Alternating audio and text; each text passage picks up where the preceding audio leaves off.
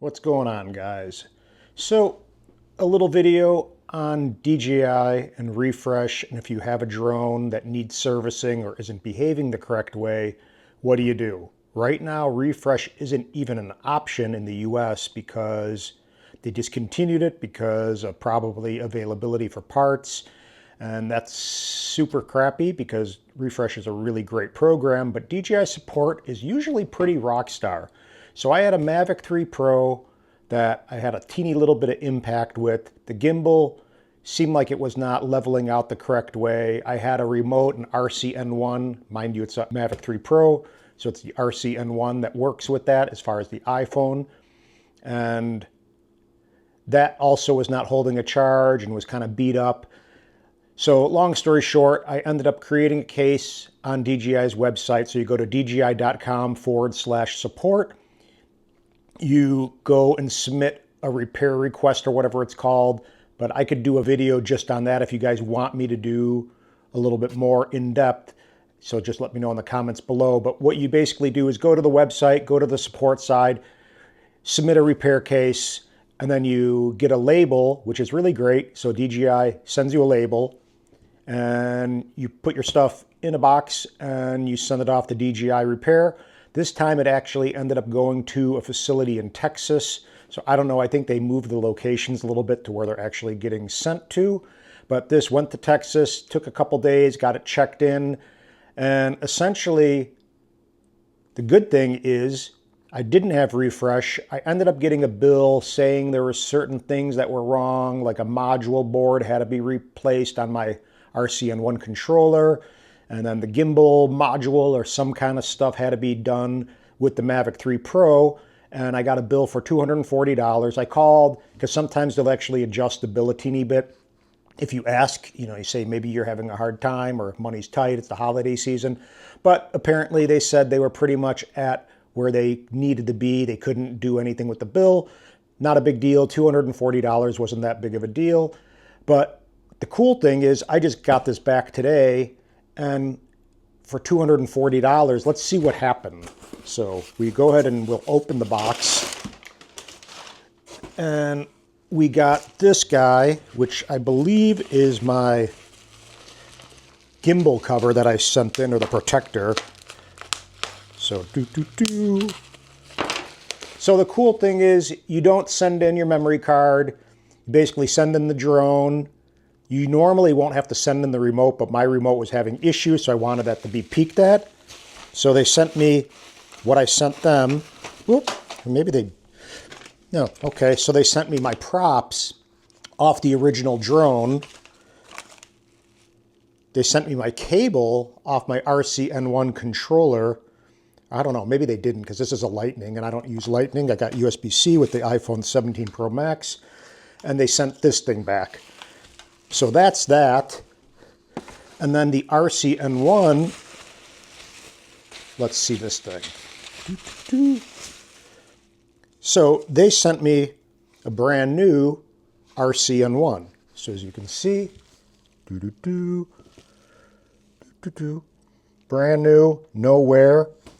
And that's pretty cool. So instead of sending me my beat up remote, DJI sent me a brand new one. So this thing is ready to go.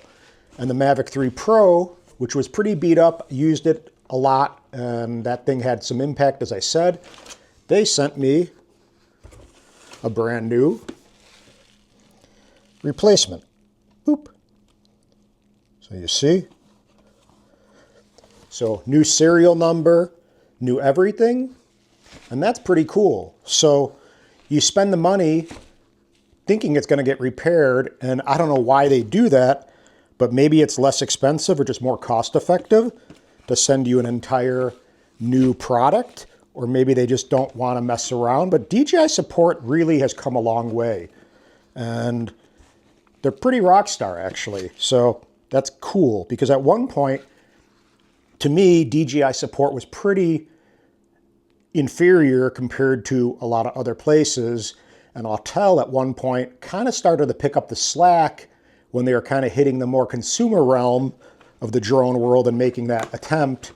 And now Autel is basically not even talked about because their support was just basically non-existent and horrendous. And now DJI has really stepped up the game. And yeah, I mean, I got a brand new shiny Mavic 3 Pro with now an extra set of props, another gimbal protector, and yeah, ready to fly another day.